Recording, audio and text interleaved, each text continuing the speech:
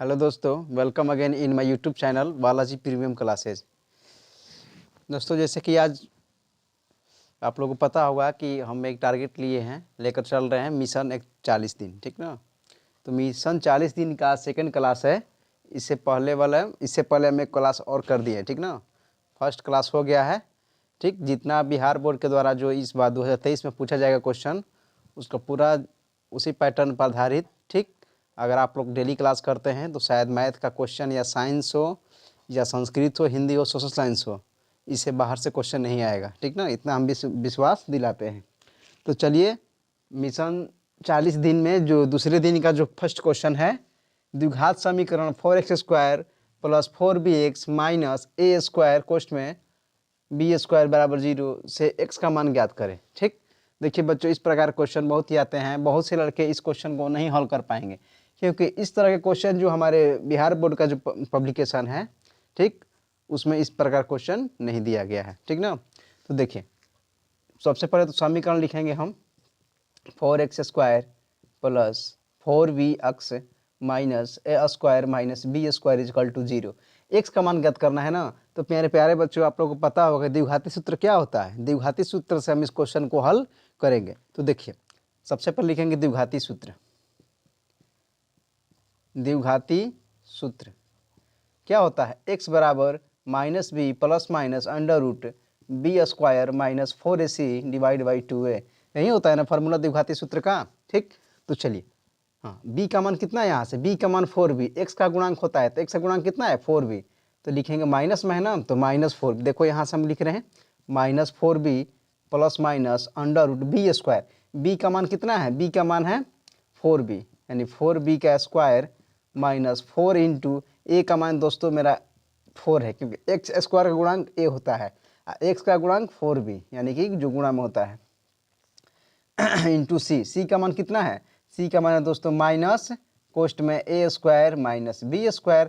यही ना c का मान है। देखो c का मान ये हो जाएगा, ये टोटल a² माइनस b²। इससे पहले माइनस है तो माइनस भी लेना पड़ेगा। अब डिवाइड बाई 2a, 2 इंटू ए का मान कितना है? 4, ठीक। चलिए, तो यहाँ से आ जाएगा मेरा 4b प्लस माइनस, देखिए 4 का स्क्वायर 16 और b का स्क्वायर तो 16b² हो जाएगा मेरे प्यारे बच्चों। अब देखिए 4 चौक का 16 तो माइनस, और इसमें गुणा होगा तो माइनस माइनस प्लस, 4 चौक का 16 और 16 में इससे मल्टीप्लाई करेंगे तो ये भी माइनस में है, ये भी माइनस में, तो माइनस माइनस क्या हो जाएगा? प्लस, यानी कि 16 कोष्ठ में a² माइनस b²। इस चीज़ को हम इस प्रकार से लिख सकते हैं। और 2 चौका 8। अब देखिए तो एक स्टेप और यहाँ से, ये माइनस 4b प्लस माइनस, अब देखिए ये 16b² प्लस 16 में से गुणा होगा तो 16a² माइनस 16b², 16b²। आप लोगों को तो मल्टीप्लाई आता होगा, ठीक ना। 10th क्लास में चले गए, फाइनल एग्जाम भी देना है तो ये कैलकुलेटिव आप लोग को आता होगा, ऐसा हम मानकर चल रहे हैं, ठीक। Divide by 8। अब देखिए यहाँ से हम सॉल्व कर रहे हैं माइनस 4b प्लस माइनस, देखिए ये प्लस का b² 16b² या माइनस का 16b² आपस में क्या हो गया? कैंसिल हो गया। तो जो रूट में बचेगा दोस्तों, ये बचेगा 16a² डिवाइड बाई 8। देखिए ये माइनस का 4b प्लस माइनस 16 का वर्गमूल कितना होता है? 4। रूट स्क्वायर में 2 a है, रूट में 2 है ना, तो 2 है तो एक बाहर निकल जाएगा, यानी a डिवाइड बाई 8। अब देखिए इसमें से हम 4 कॉमन ले रहे हैं, ठीक ना। कितना कॉमन? 4। जैसे ही 4 कॉमन लेंगे दोस्तों तो ये हो जाएगा minus b plus minus a divide by 8। कटा दो, 4 दूनी 8, यानी कि आ गया मेरा minus b plus minus a by 2। एक बार प्लस चिन्ह लेने पर, एक बार माइनस चिन्ह लेने पर, इस प्रकार से हम x का 2 वैल्यू निकालेंगे। देखिए लिखेंगे प्लस चिन्ह लेने पर, यानी कि v पॉजिटिव, ve पॉजिटिव, यानी पॉजिटिव चिन्ह लेने पर, पॉजिटिव चिन्ह लेने पर दोस्तों लेंगे तो माइनस तो पहले से b माइनस में है, उसके बाद एक बार प्लस चिन्ह लेंगे बटा 2। एक ये मेरा आंसर हो गया। x का मान मेरा ये हो गया माइनस b, और प्लस माइनस दोनों है ना, तो प्लस वाला पहले लेंगे बटा 2। उसके बाद एक बोलेंगे निगेटिव चिन्ह लेने पर, ve निगेटिव चिन्ह लेने पर तो हो जाएगा मेरा माइनस b, अब प्लस नहीं लेना, इस बार क्या लेना है? माइनस a बटा 2। तो फाइनली इस क्वेश्चन का हम 2 आंसर निकाल दिए, यानी यही x का 2 मान है। एक्स का 2 मान है -b + a/2 -b - a/2। शायद इस क्वेश्चन को आप लोग सॉल्व मतलब समझ गए होंगे। ठीक, अगर क्वेश्चन समझ में आ गया होगा तो वीडियो को लाइक कीजिए, शेयर कीजिए, और चैनल पर अगर आप लोग नए को जो स्टूडेंट जुड़ रहे हैं कृपया करके चैनल को सब्सक्राइब भी कीजिए। चलिए आप लोग क्वेश्चन को लिख लीजिए। चलिए दोस्तों देखिए, इस बार सेकंड क्वेश्चन जो इसका है पूर्ण वर्ग विधि से हल करें। बहुत ही इंपॉर्टेंट क्वेश्चन है, वीवीआई क्वेश्चन है दोस्तों। कह रहा है 6x² - x - 1 = 0 को पूर्ण वर्ग विधि से हल करें। ये भर के एग्जाम है, ये दीर्घ उत्तरीय क्वेश्चन आएगा 4 नंबर का, ठीक ना। तो इस प्रकार से हम जो सीरीज लेकर आए हैं, ये मिशन 40 डेज वाला सीरीज, इसमें आप लोग को एक तरह से हर एक चैप्टर का रिवाइज हो जाएगा, ठीक ना। यानी चैप्टर 1 से लेकर चैप्टर 2 तक।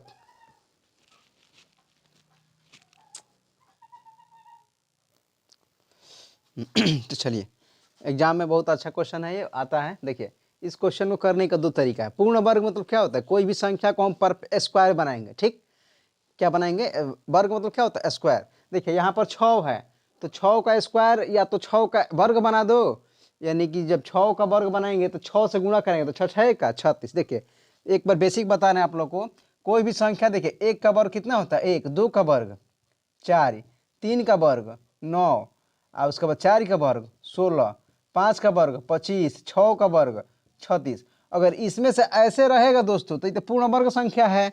ये 2 का, 3 का, 4 का, 5 का, 6 का ऐसा रहेगा तो कोई दिक्कत नहीं है, ठीक ना। हम लोग इसको सॉल्व कर देंगे। लेकिन देखिए यहाँ पर 6 है, क्या 6 किसी संख्या का स्क्वायर है, किसी भी संख्या का स्क्वायर दुनिया में कोई सा संख्या ही नहीं है जिसका हम वर्ग करेंगे तो 6 आएगा। ठीक, तो 6 नहीं आएगा दोस्तों, तो इसको हम वर्ग बनाएंगे। वर्ग कैसे बनाएंगे, या तो इसको 1 बना दो और ना तो 36 बना दो, सिंपल सा बात है। जब 6 को 1 बनाए, जब 6 है यहाँ पर 6x² को, ठीक ना, यहाँ देखना है यहाँ वर्ग है कि नहीं है, तो ये वर्ग कैसे बनेगा, या तो 6 से गुणा कर दो तो 6 का ये 36x² हो जाएगा, ये 6x² को 6 से क्या कर दो, भागा कर दो, तो ये 1x² हो जाएगा। या तो किसी भी हर हालत में यहाँ पर 1 लाना है, और नहीं तो इसी संख्या का वर्ग क्या लाना है, 36 लाना है। तो शायद आप लोग इस क्वेश्चन का कॉन्सेप्ट समझ गए होंगे। ठीक, तो चलिए इस क्वेश्चन को हम सॉल्व करने की कोशिश करते हैं। आप लोग ध्यान से देखिएगा, कॉपी पेन शायद आप लोग लेकर बैठे होंगे, ऐसा हम मानकर चल रहे हैं, ठीक ना। चलिए देखिए, पूर्ण वर्ग विधि से तो सबसे पहले क्या करेंगे, हम इसको हम देखिए 1 बना रहे हैं। क्या बना रहे हैं, 1। आप लोग घर इसको 6 बनाइए, 36 बनाइएगा। तो लिखेंगे हम दोनों तरफ 6 से भाग देने पर तो 6x² - x - 1 = 0। यहाँ भी 6 से, यहाँ भी 6 से, यहाँ भी 6 से, इक्वल टू क्या हो जाएगा, इक्वल टू 0/6, 0/में दोनों तरफ। यानी देखिए इसका पूरे में अगर बटे में दोस्तों 6 होगा, जो पूरे के बटे में 6 है तो अलग अलग भी बटे में 6 होता है। आप लोग इस सब बात को शायद छोटा मोटा बात शायद आप लोग जानते होंगे, ठीक ना। ये बेसिक चीज़ बताने की जरूरत नहीं है। देखिए 6 से 6 में क्या हो गया, कैंसिल हो गया। तो जो समीकरण बना x² - x/6 - 1/6 = 0।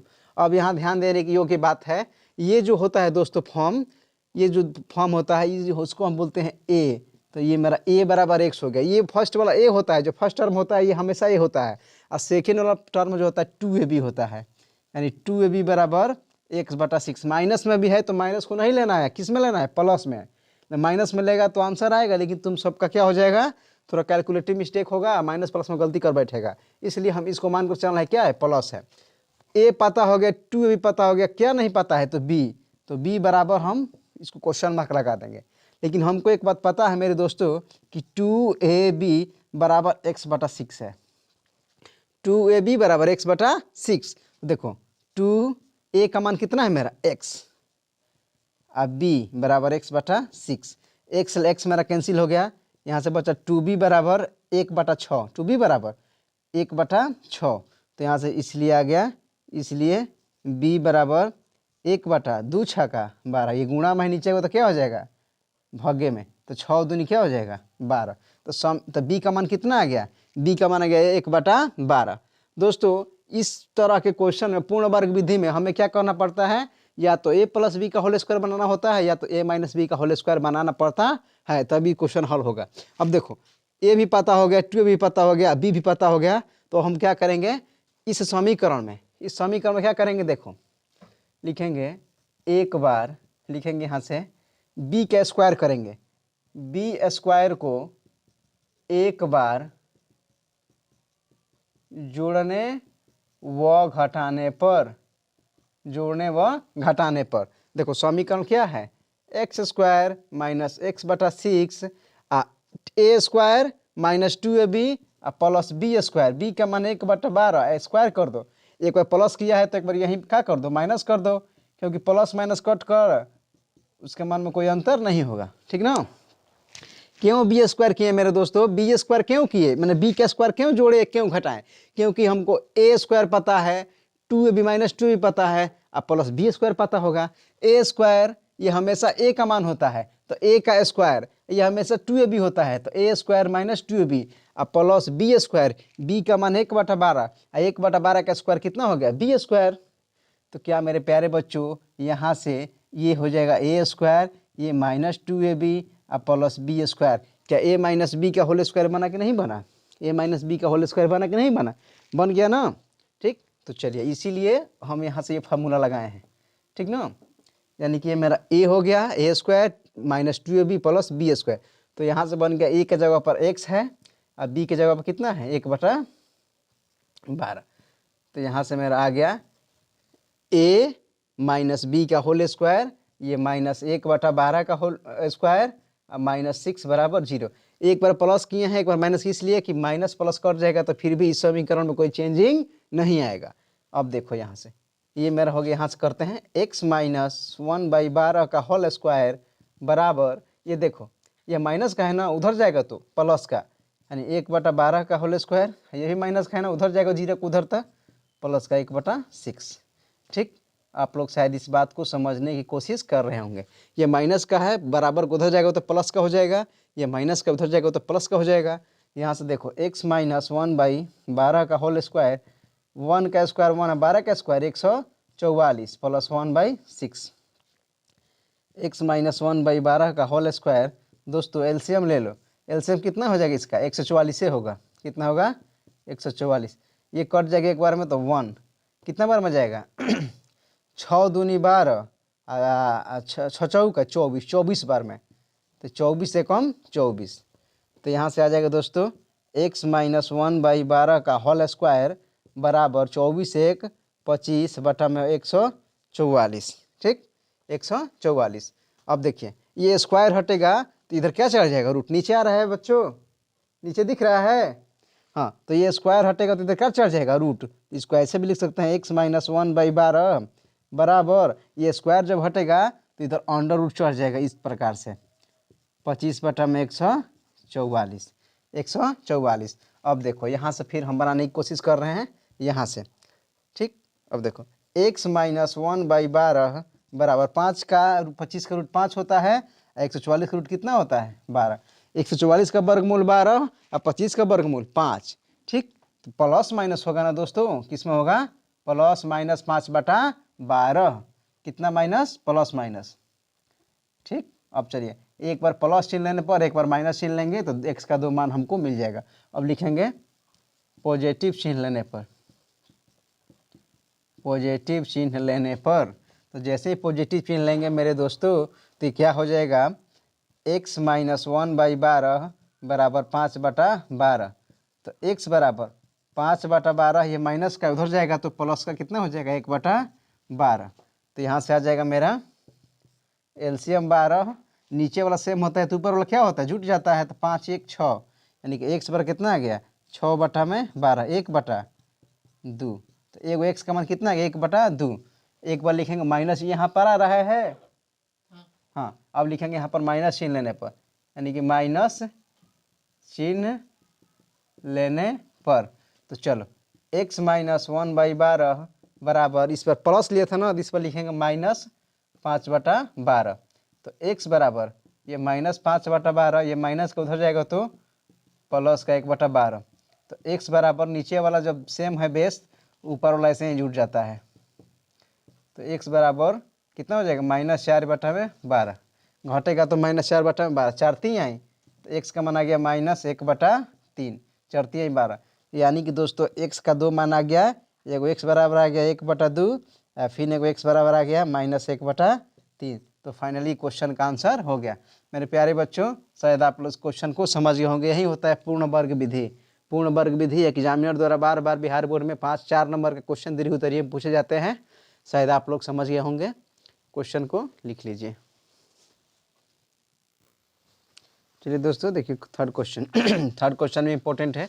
द्विघात समीकरण 1/a + b + x बराबर 1/a + 1/b + 1/x, ठीक ना। a + b को 0 नहीं लेना है, को गुणनखंड विधि से हल करें। देखो कितना खतरनाक क्वेश्चन है, ठीक ना। इस प्रकार के बिहार बोर्ड द्वारा क्वेश्चन पूछे जाते हैं और आगे भी पूछे जाएंगे, ठीक। तो देखिए क्वेश्चन कैसे सॉल्व होगा।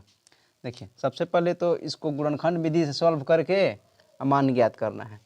देखिए जो दिया है लिखेंगे a + b + x बराबर 1/a + 1/b + 1/x। दोस्तों सबसे पहला काम क्या करेंगे, इसको हम ऐसे रखेंगे a + b + x। ये प्लस का एक्स है ना, इधर आएगा तो क्या हो जाएगा माइनस का x, इधर बचेगा 1/a + 1/b। अब बहुत से लड़का ऐसे कहेंगे कि मास्टर क्यों x को ही लेकर आया, क्यों नहीं इस दोनों में से लेकर आया, ठीक ना। बहुत से बच्चे सोचेंगे। तो देखो क्यों नहीं हम इसको इन दोनों में से किसी को लेकर आए, क्योंकि देखो इसमें क्या दिख रहा है हमको x, क्या दिख रहा है x। ये अभी x वाला टर्म है, तो जो सेम वाला जो है दोस्तों हम उसको एक साइड किए हैं, ठीक ना। सेम वाला जो है इसको हम क्या किए हैं, एक साइड किए हैं। इधर a + b हो जाएगा, ठीक। इधर a + b + x, ये प्लस का 1/x है, इधर आ जाएगा तो माइनस का 1/x मेरा हो जाएगा। सेम टाइप का है इसलिए हम इसको लाएं, ठीक ना। अब देखिए यहाँ से हम एलसीएम लेंगे, क्या लेंगे एलसीएम। तो मेरा एलसीएम हो जाएगा a + b + x into x। ये और ये दोनों आपस में मल्टीप्लाई हो जाएंगे। इसके पास आएंगे दोस्तों, इसके पास तो ये वाला से ये वाला कट के ये वाला कट जाएगा तो बचेगा केवल x। x 1 से गुणा होगा तो मेरा हो जाएगा x माइनस, इससे x वाला टर्म कट जाएगा तो बचेगा यही वाला टर्म ना, a + b + x वाला टर्म बच जाएगा। अब बराबर इसको भी एलसीएम ले लो, इसका एलसीएम हो जाएगा a × b। a से a कटा तो b, अब b से b कट जाएगा तो मेरा क्या हो जाएगा a। शायद ये आप लोग उस बात को समझ गए होंगे। चलिए देखिए x minus plus minus minus plus minus minus plus minus minus, कोष्ट को हम बाहर खोल दिए हैं। प्लस का a minus minus plus minus minus plus x और ये माइनस तो माइनस x डिवाइड में a + b + x into x बराबर ये b + a लिखो या a + b लिखो, बात तो सेम है ना दोस्तों। बात क्या है, सेम है। 2 + 3 लिखो या 3 + 2 लिखो, होना तो 5 ही है, होना क्या है 5 ही है। तो पहले ए या बी में कोई फ़र्क नहीं है। अब देखो दोस्तों माइनस का x + x मेरा क्या हो गया, रिमूव हो गया। यहाँ से बचा -a - b divide by a + b + x into x बराबर ए बी, ठीक। दोस्तों इसमें से हम क्या कॉमन काढ़ लेंगे, माइनस। क्या कॉमन काढ़ेंगे, माइनस। जैसे ही हम इसमें से माइनस कॉमन काढ़ेंगे दोस्तों इसमें से, तो माइनस कॉमन काढ़े तो ये a हो जाएगा प्लस b हो जाएगा divide by a + b + x into x हो जाएगा। इधर मेरा है a + b into a b. इस टर्म से हम माइनस कॉमन काढ़ें तो माइनस कॉमन काढ़े तो minus minus plus minus minus plus, समझ में आ रहा है ना छोटा छोटा बात। फिर अगर गुणा करेंगे माइनस में a से तो माइनस से आ जाएगा, और माइनस में b + b से तो माइनस b मेरा आ जाएगा। देखिए ये वाला पार्ट दोनों क्या है ऊपर ऊपर कैंसिल हो गया, तो बचा -1/a + b + x into x बराबर 1/ab। अब देखिए दोस्तों अब करेंगे तिरछा तिरछी गुणा। तो चलिए 1 में इससे गुणा होगा तो ये हो जाएगा a + b + x into x। 1 में गुणा होगा तो इतना ही हो जाएगा। ये माइनस ए बी में -1 से तो ये हो जाएगा -ab।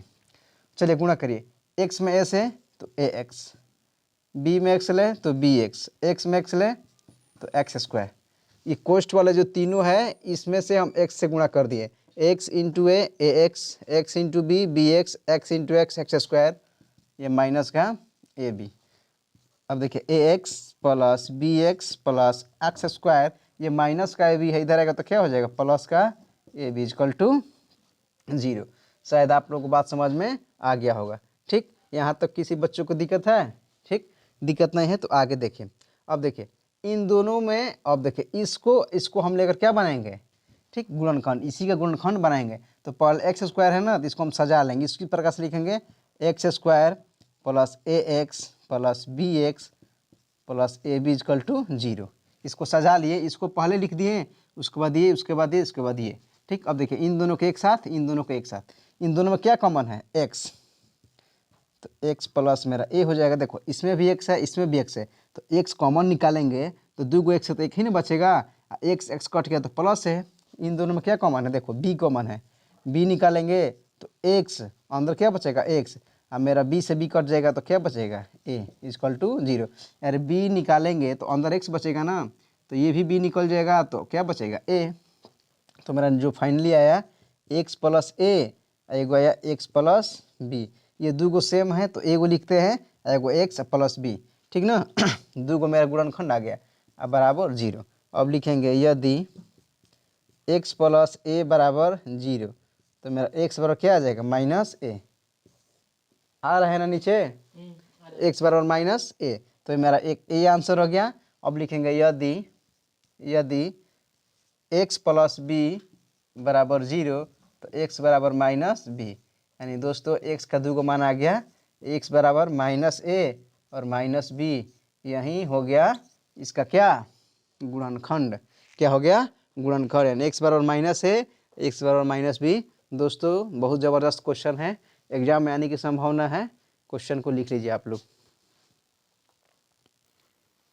चलिए क्वेश्चन नंबर देखिए फोर्थ क्वेश्चन देखिए, कह रहा है कि यदि समीकरण एक्स स्क्वायर प्लस के एक्स प्लस 64 इजकल टू 0 और x square minus 8x plus के इजकल टू 0, कह रहा है कि वास्तविक मूल है, इन दोनों का जो मूल क्या है वास्तविक है, तो के का मान ज्ञात करें। मेरे प्यारे बच्चों, ठीक ना, जब मूल वास्तविक होता है तो क्या होता है, ठीक, कमेंट में आप लोग लिखेंगे, जब मूल वास्तविक होता है तो क्या होता है, डी का मान 0 होता है, डी का मान माइनस में होता है, या डी का मान 0 से बड़ा होता है। इन तीन कंडीशन में से एक ही कोई होगा, ठीक, या D is greater than 0, D is less than 0, या डी बराबर 0। तो मेरे प्यारे बच्चों आप लोग पढ़े होंगे कि जब मूल वास्तविक होता है, देखो दो समीकरण दिया है, दोनों समीकरण दिया है, दोनों का मूल क्या है वास्तविक, हम किसी एक समीकरण का प्रयोग करके के का मान निकालेंगे। इसमें दो गो दिया है, ऐसे ही चुतिया बनाने के लिए दिया है, ठीक ना। अब लड़के क्या करेंगे, इसमें देखेंगे कि अरे दो गो समीकरण दिया है, इसमें दो गो समीकरण दिया है, तो कैसे दो समीकरण से कैसे हम के का मान निकालेंगे। बच्चों ये ऐसे ही क्वेश्चन दिया है डरवाने के लिए, ठीक ना, कुछ नहीं है, एक समीकरण को यूज करो, या तो फर्स्ट का यूज करो या तो ये वाला यूज करो, आप दोनों में से किसी का यूज करके आप के का मान निकाल सकते हैं। जैसे हम यूज कर रहे हैं फर्स्ट वाला, एक्स स्क्वायर प्लस के एक्स प्लस 64 इजकल टू 0, आप लोग ये भी यूज करेंगे, मान वही आएगा, के का मान जितना इसमें आएगा उतना ही इसमें आएगा। हाँ, जब मूल वास्तविक होता है तो डी बराबर क्या होता है 0, डी बराबर 0, वास्तविक मतलब कि दोनों मूल समान होंगे, दोनों मूल क्या होता है एक समान, यानी उस कंडीशन में डी का मान हमको 0 लेना पड़ता है।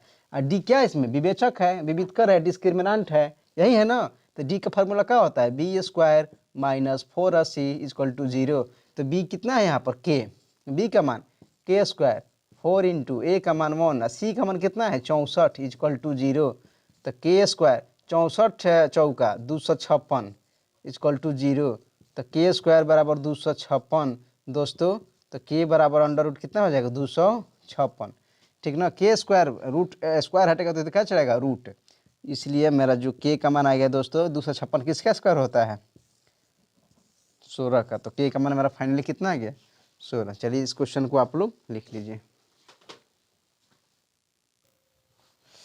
चलिए दोस्तों देखिए क्वेश्चन नंबर 5, ये बोट एंड स्ट्रीम से क्वेश्चन है, ये भी क्वेश्चन एग्जाम में पूछा जाता है बार बार, ठीक। देखिए कह रहा है कि एक मोटर बोट जिसकी स्थिर जल में चाल 24 किलोमीटर प्रति घंटा है, 32 किलोमीटर धारा के प्रतिकूल जाने में, वही दूरी धारा के अनुकूल जाने में अपेक्षा 1 घंटा अधिक समय लेती है, तो धारा की चाल ज्ञात करें। दोस्तों क्वेश्चन आप लोग समझने की कोशिश करिए। क्वेश्चन कह रहा है कि कोई बोट है, स्टीमर है, ठीक ना, उसका जो स्थिर जल में जो चाल है 24 किलोमीटर प्रति घंटा है।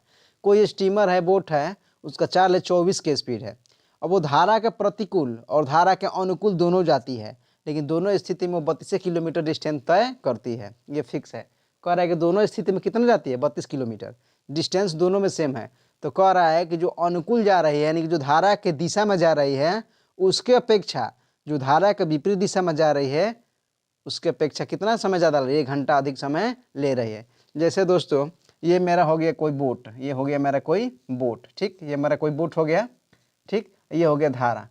बोट भी ऐसे जा रही है और धारा भी किससे जा रही है, ऐसे ही जा रही है। ये है मेरा धारा की चाल, इस तरह से धारा जा रही है, अब बोट भी इधर जा रही है। दोस्तों जिस तरह धारा जा रही है उसी तरह से बोट जाएगी तो चाल क्या हो जाए, जल्दी चल जाएगी, क्या होगा, जल्दी जाएगी।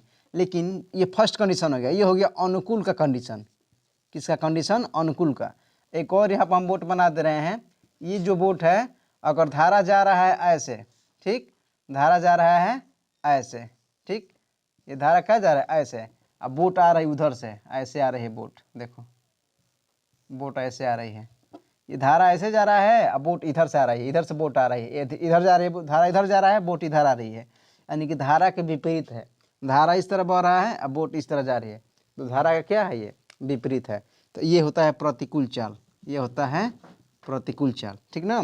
तो कह रहेगा इसके अपेक्षा इसमें 1 घंटा ज़्यादा लगता है, 1 घंटा ज़्यादा, इसके अपेक्षा प्रतिकूल में 1 घंटा क्या लगता है, ज़्यादा लगता है। कॉन्सेप्ट शायद आप लोग समझ गए होंगे। तो चलिए, कह रहा है धारा की चाल ज्ञात करें, तो नहीं पता है तो मान लेंगे धारा की चाल कितना है, x है, नहीं पता है तो धारा की चाल x, तो लिखेंगे माना कि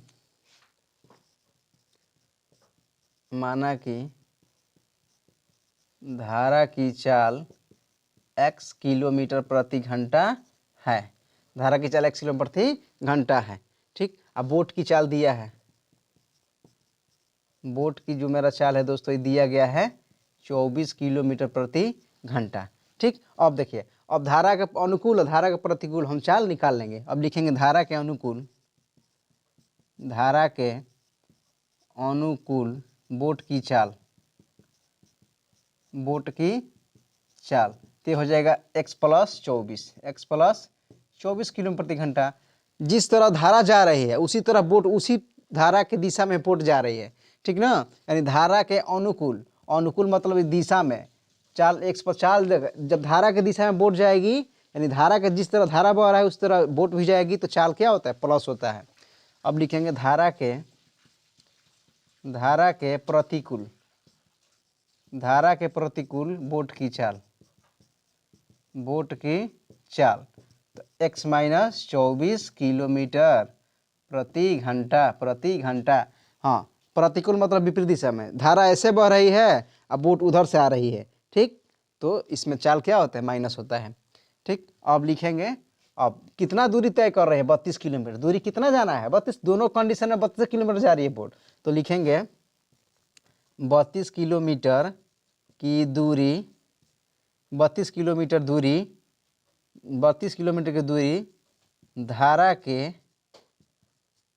अनुकूल, धारा के अनुकूल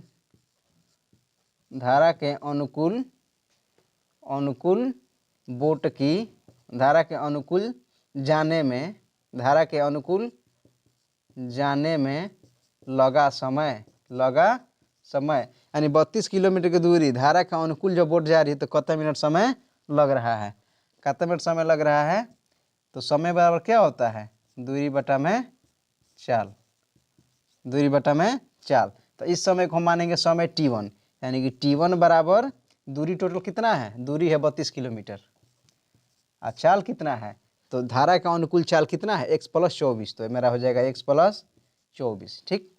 एक मेरा ये आ गया। अब लिखेंगे वही दूरी, यानी कि 32 किलोमीटर की दूरी, 32 किलोमीटर की दूरी धारा के प्रतिकूल, धारा के प्रतिकूल जाने में लगा समय, इस समय को हम मान ले रहे हैं t1, इस समय को t2, समय बराबर दूरी बटा में चाल, दूरी बटा में चाल, तो समय हो गया मेरा t2 और दूरी अभी भी 32 है, लेकिन चाल क्या हो जाएगा, माइनस में, क्योंकि विपरीत दिशा में जा रही है तो चाल माइनस वाला लेंगे, ठीक। और प्रश्नानुसार, अब देखो प्रश्नानुसार क्या कह रहा है, प्रश्नानुसार इसके अपेक्षा इसमें 1 घंटा अधिक लग रहा है, यानी इन दोनों समय का अंतर कितना का है, 1 घंटा का है, यानी कि t2 माइनस t1 बराबर 1 घंटा। समझ में आ रहा है, इन दोनों समयों का अंतर कितना का, 1 घंटा का। इसके अपेक्षा अनुकूल की अपेक्षा प्रतिकूल में 1 घंटा अधिक लग रहा है, यानी कि इसमें से इसको टाइम ज़्यादा लग रहा है, ठीक ना। इसका चाल कम है तो समय ज़्यादा लगेगा, यानी बड़ा वाला समय में से छोटा वाला समय घटाएंगे, और दोनों समय का अंतर कितना दिया है, 1 घंटा का। ठीक, शायद आप लोग यहाँ तक बात समझ गए होंगे। ठीक, यहाँ तक आप लोग तब तक लिख लीजिए। तो चलिए देखिए, T2 माइनस T1 बराबर 1। तो T2 कितना है, T2 है 32 बटा में x माइनस 24 माइनस T1 कितना है 32 बटा में x प्लस 24। इसी का अंतर कितना घंटा है, 1 घंटा। चलिए एलसीएम ले लीजिए। यहाँ पर एलसीएम कितना हो जाएगा, x माइनस 24 x प्लस 24। ये वाला x माइनस 24 ये वाला कटेगा तो हो जाएगा 32 इंटू एक्स प्लस 24। ठीक, माइनस है तो minus, x plus 24 x plus 24 कटेगा तो बचेगा x माइनस 24, यानी कि 32 इंटू एक्स माइनस 24 बराबर 1। इसे मल्टीप्लाई कीजिए, 32 इंटू एक्स तो क्या हो जाएगा 32x प्लस 32 इंटू 24, 32 इंटू 24। फिर ये देखें माइनस 32 में एक्स ले तो 32x, minus minus plus 24 into 32 बटा में x minus 24 x plus 24 equal to कितना 1, इजकल टू 1। ये देखिए दोस्तों, इसमें हम गुणा नहीं किए हैं। ठीक, अब देखो ये माइनस का 32x, ये प्लस का, ये क्या हो गया, आपस में कैंसिल हो गया। ठीक, कैंसिल हो गया, इसको कैंसिल करो। अब चलो देखो आगे, अब 32 में 24 ले गुणा करो, कितना में 32 में 24 ले, तो 32 में 24 यहाँ गुणा कर लेते हैं, 32 मल्टीप्लाई 24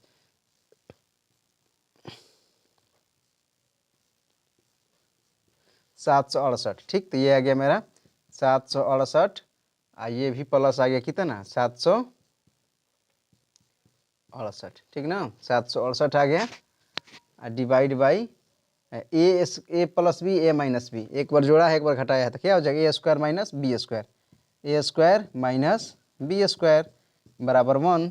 इन दोनों को जोड़ दो, 8 8 16 की 6 हासिल 1, 6 6 12 13 के 3 हासिल 1, 7 14 15 1536 डिवाइड बाई, तो क्या ए plus b a minus b, एक बार जोड़ा है एक बार घटाया तो फार्मूला क्या होता है ए स्क्वायर माइनस बी स्क्वायर, यानी एक्स स्क्वायर माइनस 24 का स्क्वायर, तो हो जाएगा एक्स स्क्वायर माइनस 24 से कितना होता है 576 बराबर 1।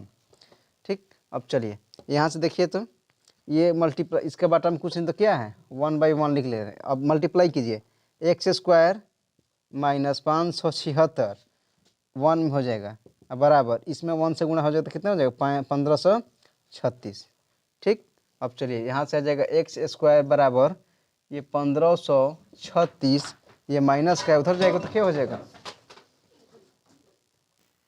तो चलिए दोस्तों देखिए, हाँ इस क्वेश्चन में जो था हमसे एक मिस्टेक हो गया है, जो आप लोग लिखे होंगे, जो शुरू में दिया था कि धारा के जो अनुकूल चाल है तो x माइनस 24 लिखे थे ना, तो x माइनस 24 के जगह हो जाएगा 24 माइनस एक्स, 24 माइनस एक्स, क्योंकि बोट के चाल में से धारा के चाल घटता है, हमने धारा के चाल में से बोट का चाल घटा दिया था, इसलिए थोड़ा सा मिस्टेक हुआ था यहाँ पर।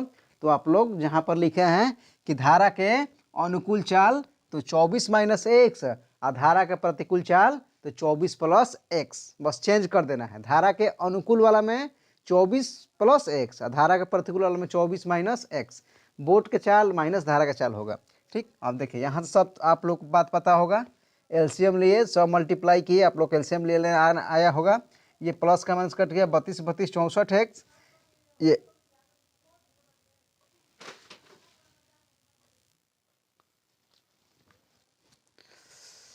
तो चलिए दोस्तों यहाँ से आप लोग ये देखिए ए plus b a minus B, A square minus b square, 24 का 576 एक्स स्क्वायर। ठीक, इसको 1 से बटा में 1 है 1, इसमें 1 से गुणा किए, इसमें 1 से, तो ये हो गया, प्लस का इधर आएगा तो माइनस हो जाएगा।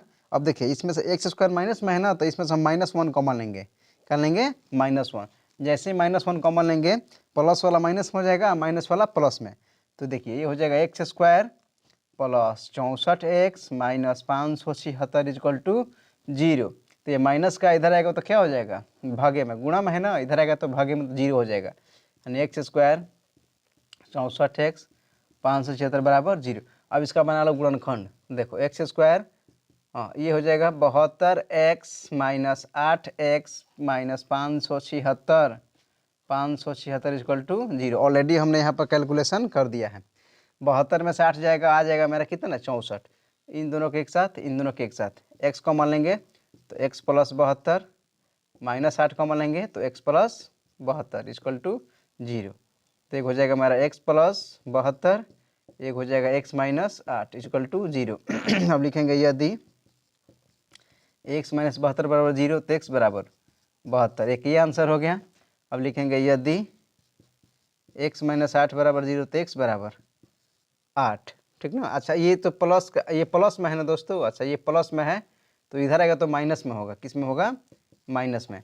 तो फाइनली मेरा जो धारा का चाल है 8 किलोमीटर प्रति घंटा, क्योंकि धारा का चाल कभी भी माइनस में नहीं होता है तो ये अमान्य हो जाएगा, ये आंसर नहीं होगा। तो लिखेंगे धारा की जो चाल है, चाल 8x बराबर 8 किलोमीटर प्रति घंटा। तो फाइनली यही आंसर हो गया। ठीक, क्वेश्चन आप लोग समझ गए होंगे, इस क्वेश्चन को आप लोग लिख लीजिए।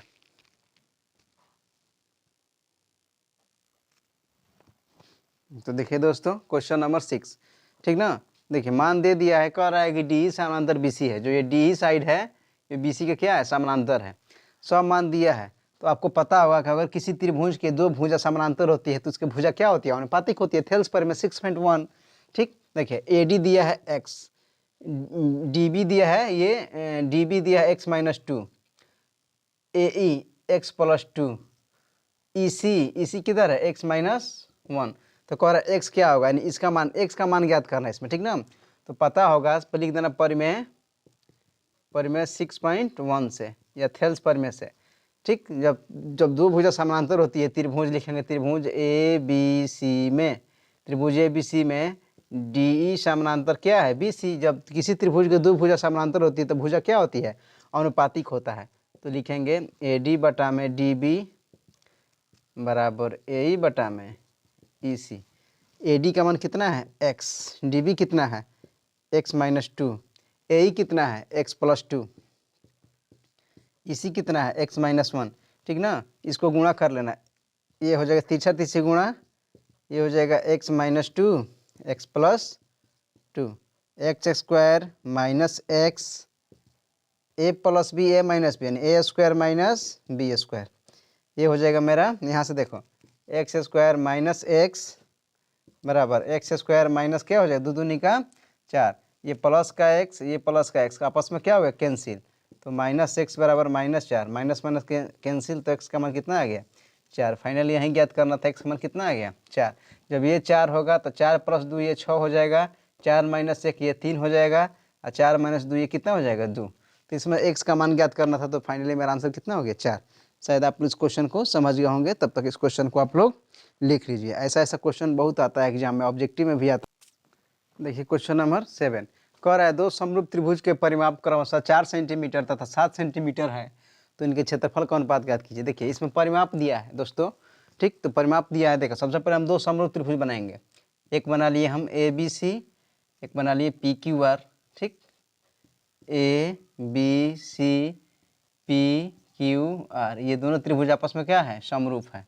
ठीक, तो समरूप है तो इन दोनों का परिमाप कितना दिया है, 40 तथा 60। दोस्तों लिखेंगे त्रिभुज ए बी सी व त्रिभुज पी क्यू आर में, पी क्यू आर में एक परिमेय होता है दोस्तों, एक परिमेय होता है कि समरूप त्रिभुज का जो क्षेत्र, समरूप त्रिभुज का परिमाप का अनुपात, याद ध्यान से सुनो, लिख भी लेना आप लोग कॉपी में नोट में, कि समरूप त्रिभुज का परिमाप का अनुपात, ठीक ना, उनकी भुजाओं के अनुपात के बराबर होता है। ठीक, तो देखिए समरूप त्रिभुज का परिमाप लिखेंगे, त्रिभुज ए बी सी का परिमाप बटा में त्रिभुज पी क्यू आर का परिमाप बराबर ए बी बटा में पी क्यू, ए बी बटा में पी क्यू, यही इसके बराबर होता है। ए बी बटा पी क्यू लिख दो, या बी सी बटा क्यू आर, या ए सी बटा पी आर, सब साइड तो आपस में क्या होता है, बराबर होता है। तो हम एक दिखा दिए, ए बी बटा पी क्यू, आप बी सी बटा क्यू आर भी लिख सकते हैं। ठीक, तो देखिए परिमाप कितना दिया है, इसका दिया है 40, इसका दिया है 60, बराबर ए बी बटा पी क्यू।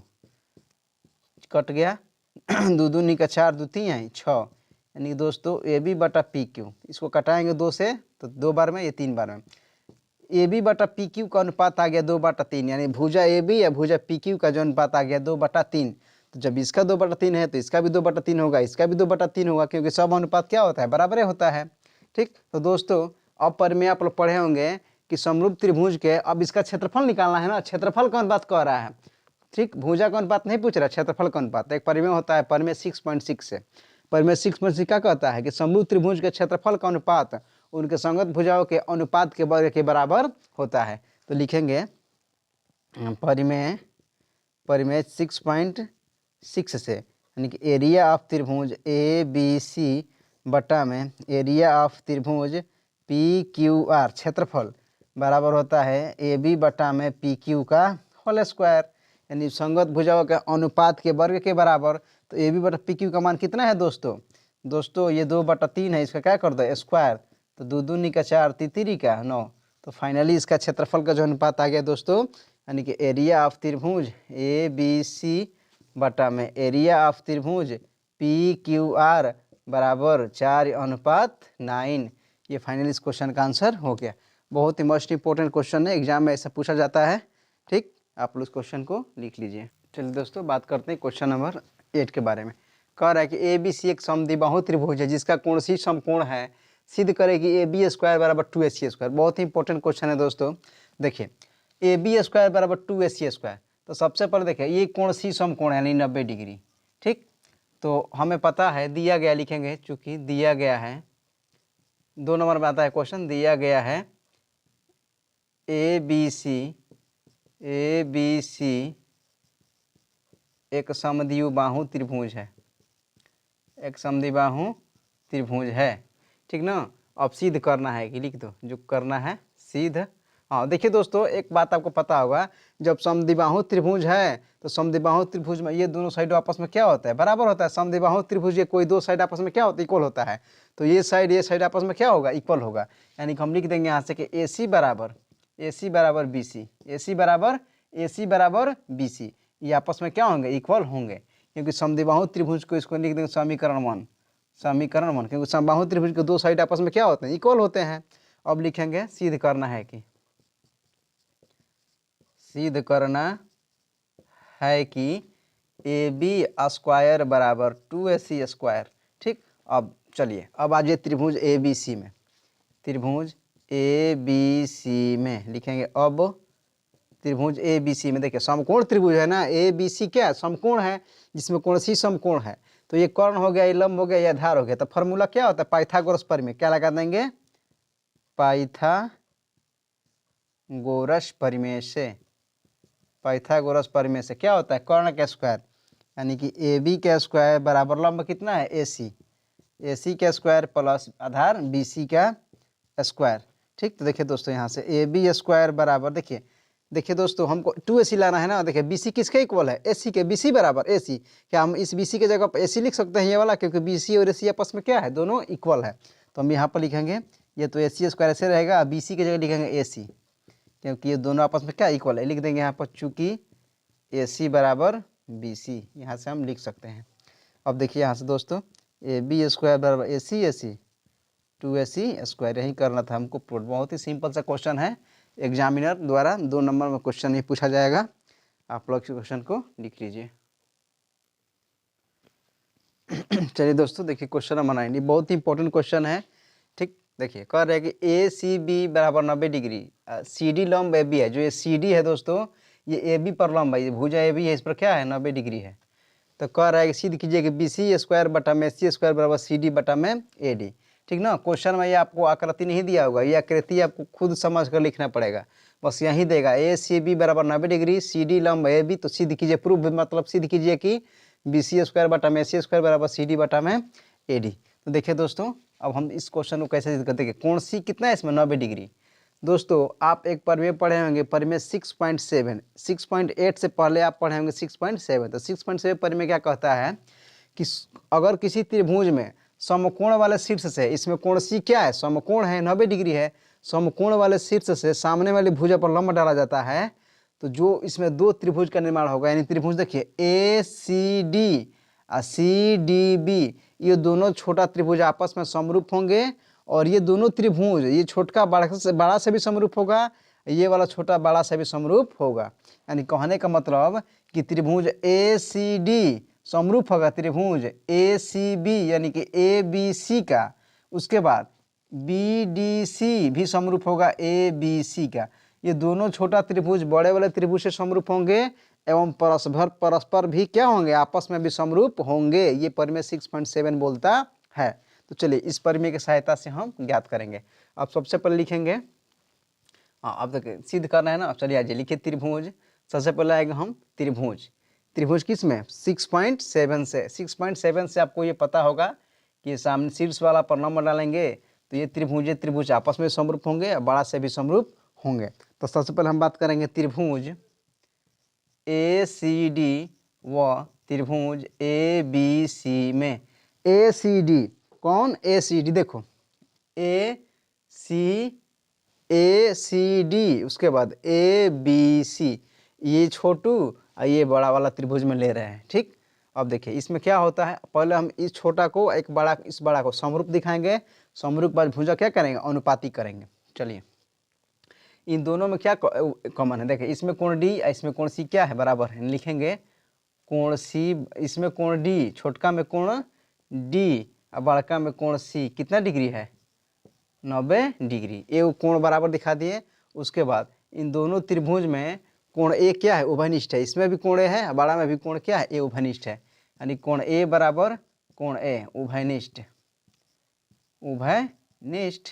समझ में आ रहा है ना। देखिए कोण डी और कोण सी 90 डिग्री है, इन एक कोण बराबर हो गया। उसके बाद ए सी डी में भी ए आ रहा है और ए बी सी में भी ए आ रहा है, तो ए दोनों में उभयनिष्ठ है। तो हम कह सकते हैं कि ए क्राइटेरिया से किसी त्रिभुज के दो कोण बराबर होते हैं तो तीसरा कोण ऑलरेडी इक्वल होता है, आप लोगों को पता होगा।